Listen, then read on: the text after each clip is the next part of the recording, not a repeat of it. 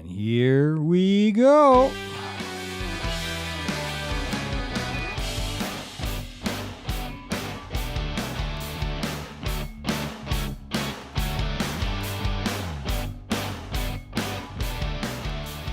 Thank you for tuning in today. I am your host, Mark Mankey, and this is the Mankey Show podcast.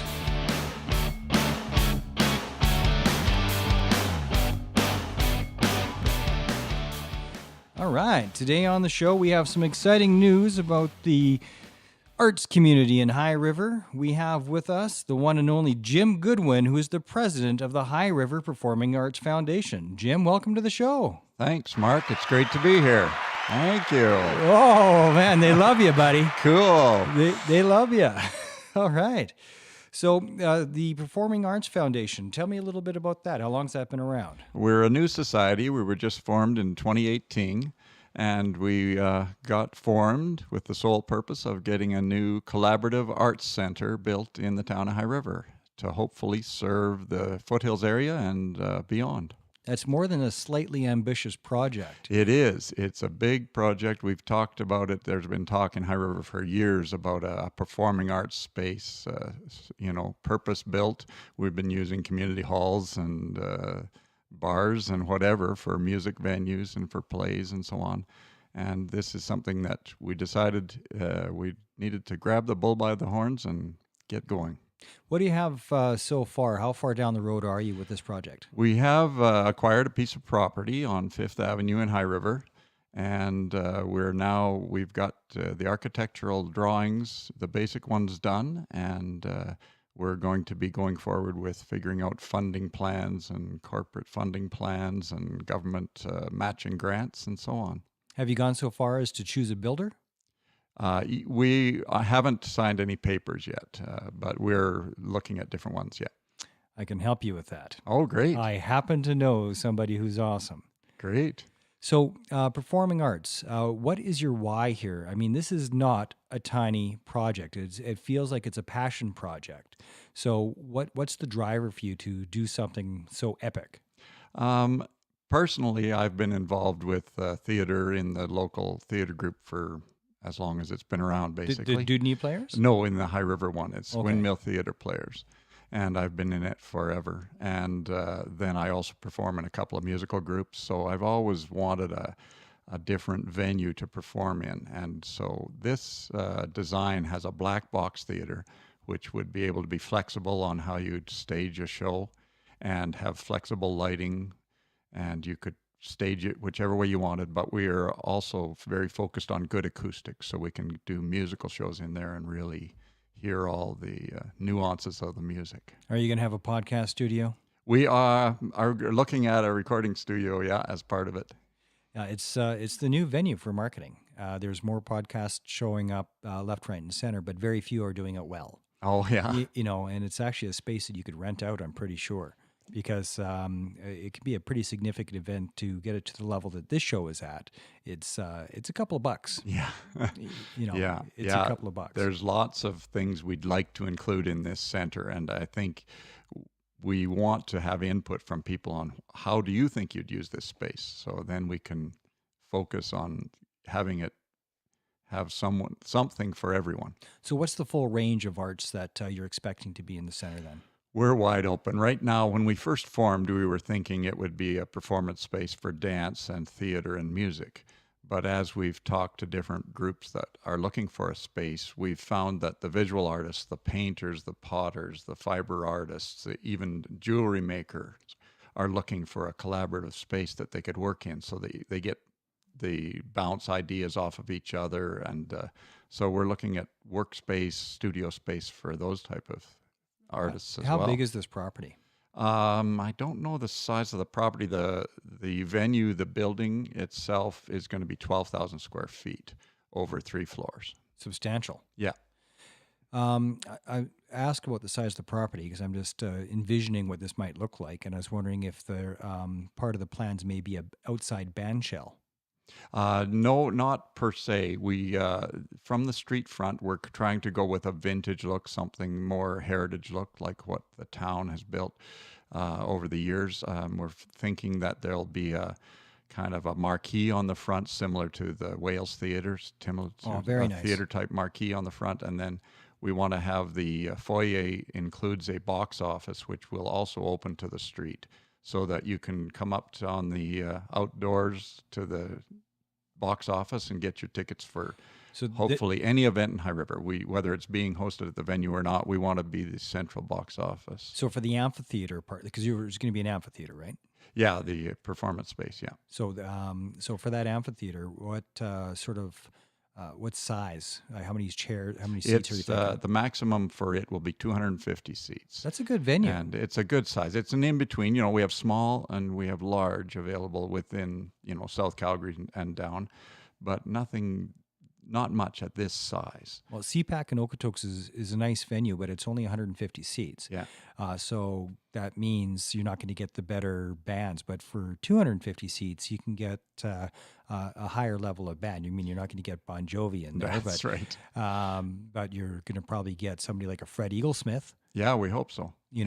Fred played in Nanton last year at the hotel there. Oh, yeah. And if he'll play there. Yeah, a lot of people play there.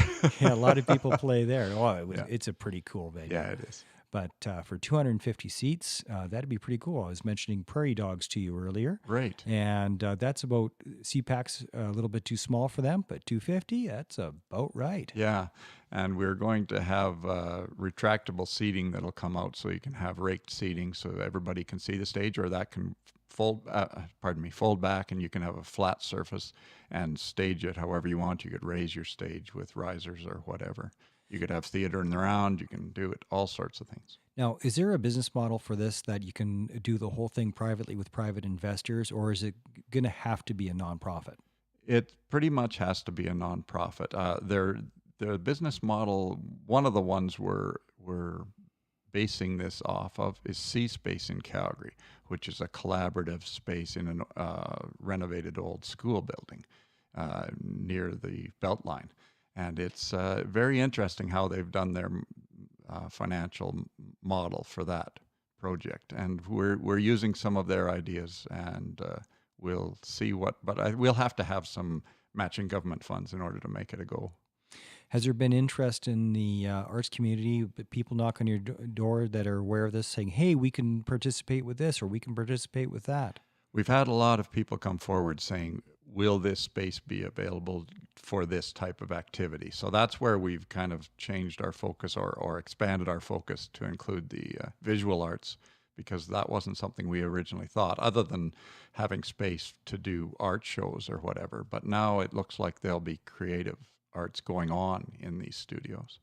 Have you got a marketing plan for getting an initial push of interest in the facility, like such as like a talent show contest, like Alberta's Got Talent kind of thing, or The Voice Alberta, something like that? Yeah, we don't have that specifically. We're looking at different events as we go forward to try and raise awareness and raise funds.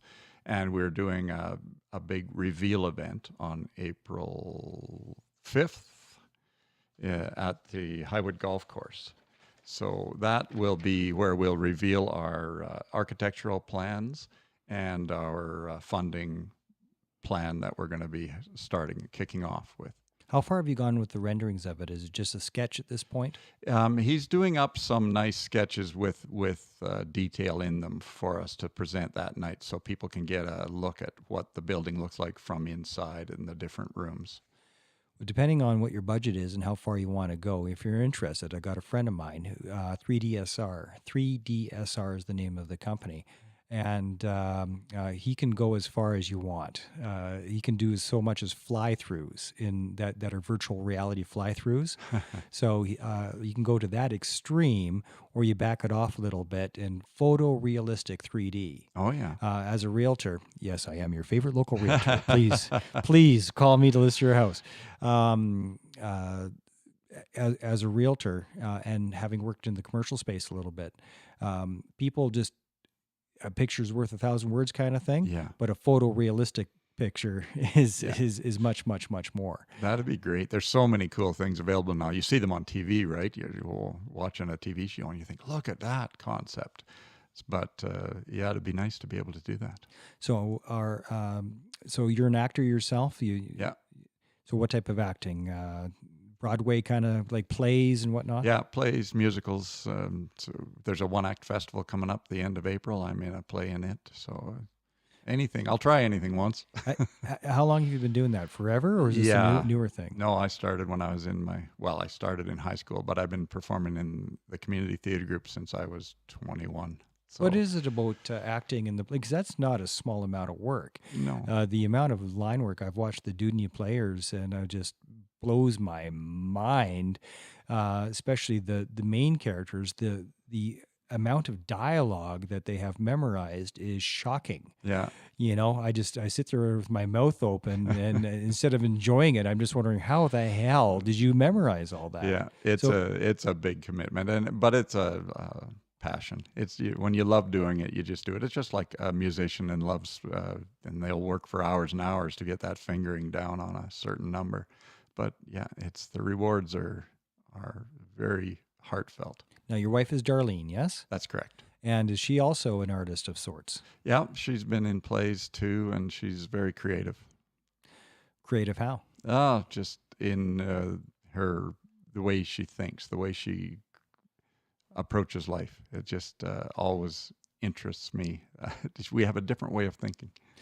There's a really popular Canadian author right now. He's actually the number one author in the world, Dr. Jordan Peterson. He's from Valley View, Alberta. Oh. And he wrote the 12 Rules for Life. And in one of his lectures, he was talking about the curse of creativity. I don't think he called it that, but I call it that, because I'm a hyper-creative person, and which means it's very difficult to be satisfied and content unless you have an outlet for your creative juices. This podcast is helping me with that, and also writing books. So that's the outlet that works for me. But it is very difficult to monetize and make a living in the arts. That's why there's so many starving artists. That's right.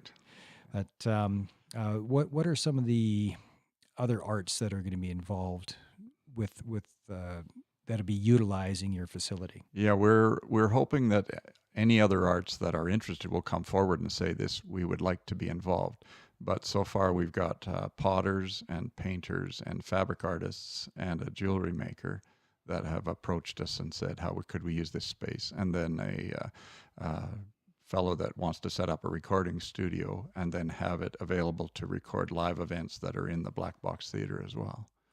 Now, is it all going to be, just thinking, if there's a potter, I mean, would you be able to have like a retail space there? So let's say like Connie Pike, I think is her name. Yeah. She has these very nice, but very expensive mugs, but they're beautiful. We have a couple of them here. Yeah. His and hers pair of Connie Pike mugs. But it would be interesting if there was, you could, have the glass and see your work. Not everybody would want to do that, but and then have the retail right there. And I was in Gibraltar, and there was a gas blowing place like that. Right. So you could go in and watch them blow glass, and it's just, wow, how do you do that? Yeah. But it's also great for them, because watching them like when you're actually seeing the creative process, it just gives you so much more appreciation for that $50 piece of Schwartz crystal or whatever. But is that been a thought? It's we're designing the space to be as flexible as possible. So certainly some of the spaces could be set for retail, but definitely Connie's approached us about she would like a larger space to do classes. She does classes at her current studio, but because of size restrictions, she can only have so many students.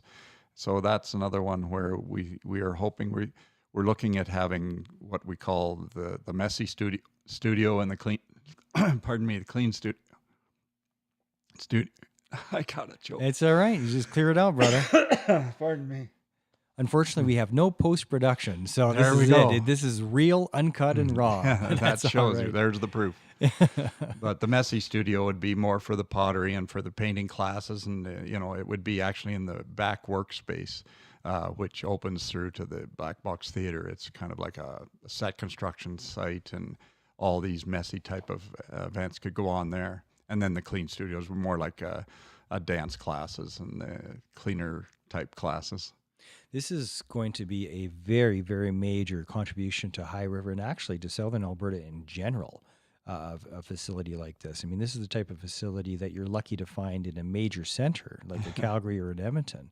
So to have it down here will be a significant, it'll be a landmark. Yeah, we're hoping so. We are. So to that, being that you are engaging in a project to bring so much value to Southern Alberta, how has the town of High River been to work with so far? Are they supportive of you? Are they helping? Yeah, they've been very supportive. We haven't got any financial help per se, but we've given them our different drawings and asked, would this work? You know, could we get this approved? And they've been very accommodating, and they've encouraged us all the way along. Are they going to even give you a tax or a break in property tax for the first few years to get rolling? Or? We approached them on that, but they denied us. So they didn't say don't come back though. So well, that's the thing. If you got to just keep knocking on that door. Yeah. It seems to me that the amount of, I mean, the taxes on something like that would be astronomical.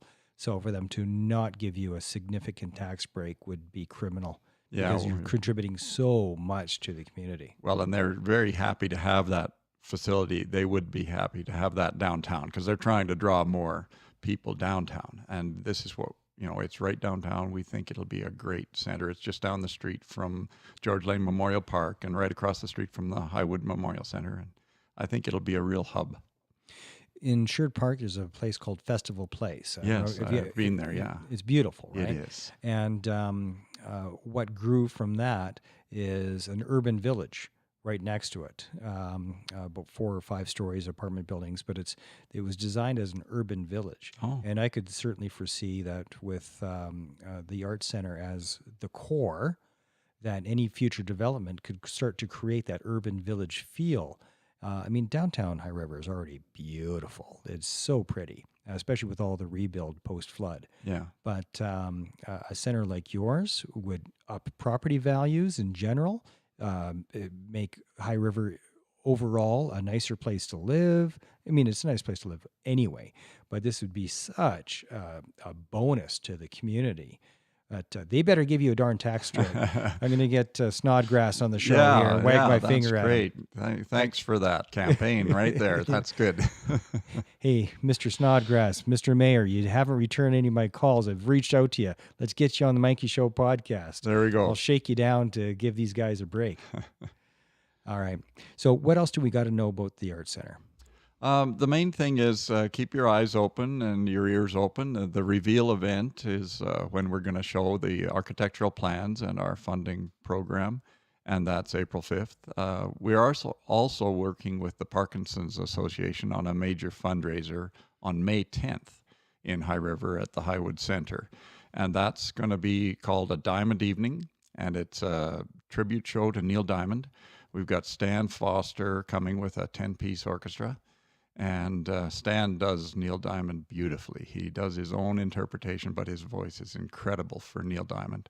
And so the Parkinson's Association got involved because Neil Diamond announced about a year ago that he has Parkinson's disease. And so this is the connection with Neil Diamond, and we're doing this is a large fundraiser, $75 a ticket.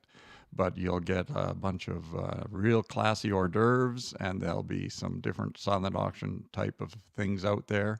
We're also having a separate diamond raffle, which Austin Jewelers here in Okotoks has donated a $2,000 diamond, and we're doing $20 a ticket, and you could win that diamond and set it in whatever setting you'd like. Oh, that's fantastic. So yeah, that'll be fun. That is going to be fun. And you're also looking for corporate sponsors, are you not? Yes, we are. So that'll be announced at our reveal event. But yeah, any corporations, any businesses out there that would like to be involved with this project, go to our website. It's thevenuehighriver.com. Or if you go on any of your favorite social media platforms and just enter The Venue High River, we will come up, and there you can see how you can be involved, and you can get more details about the project there. We have several things there on our website. So you could corporately sponsor one of the rooms. Sure. Now, how many rooms are there to sponsor if we're going to put the Mark Meineke room or something like that. Well, we have the Black Box Theater is the large room, and then the front lobby will be fairly large. We can even do small concerts in there, and so it could be a named room as well. And then upstairs we have 2 separate studios, so those 2 as well. Okay, so that's 4 different rooms. Yeah. So that's 4 sponsorship opportunities. Instead of calling it the Black Box Room, you could call it the Scott Builders Room. That's right. Or whichever. And if you're really ambitious, love the arts, and are extra generous or ambitious, one of the two, you could throw your name on the building and call it the Mark Meineke Realtors Arts The Center. Arts Center, yes, that would be great. That would be great. And I'm going to throw an idea out to you right now. Once you throw them out, they're gone. So anybody can take it and run with it, which is fine. But I had an idea that I was going to approach the town of Okotoks with to do our version of a Hollywood Walk of Fame kind of thing. Oh, yeah. But how awesome would that be for further sponsorship as well, potentially, but have your own Walk of Fame in the walkways out and about, or maybe even inside. Yeah. Because we have so much. We got George Canyon, we got Ian Tyson, we've got Paul Brandt. There are so many. And it doesn't have to be just for High River. It could be Southern Alberta in general. Absolutely. So there you go. There you go. There's another idea. Yeah, thanks, Mark. That's my donation to the greater cause. That's all valued. Thank you. All right. Thanks so much. And Jim, thanks for being on the show today. This is the Meineke Show podcast, and I am your favorite local realtor, Mark Meineke. Thank you so much for tuning in.